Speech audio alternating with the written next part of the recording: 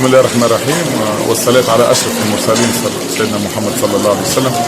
الحمد لله. بالنسبة للكرة اليوم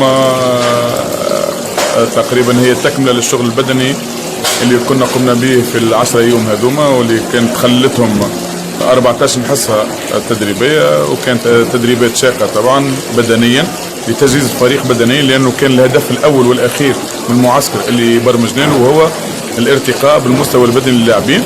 والحمد لله اليوم مع رغم التعب الكبير اللي كان موجود عند اللاعبين، رغم الحمولة والجرعة الزائدة بدنيا للاعبين شفنا مؤشرات إيجابية، وشفنا حاجات، وشفنا معناها جمل موجودة، رغم اللي كانت في بعض الأحيان كانت تنقص الحركية نوعا ما نظرا لثقل اللاعبين، وهذا مفهوم جدا وطبيعي بعد التدريبات اللي قمنا بها.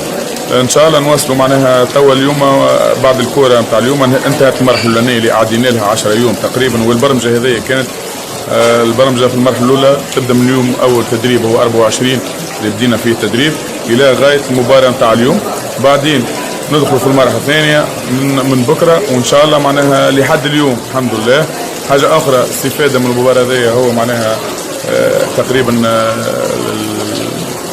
رجعنا اللاعب نيلسون اللي لعب 45 دقيقة، كيف نزار بعد الإصابة اللي كانت قديمة الإصابة هذه كيف لعب 45 دقيقة، والحمد لله كملوا 45 دقيقة بدون إصابات، وهذا مهم جدا.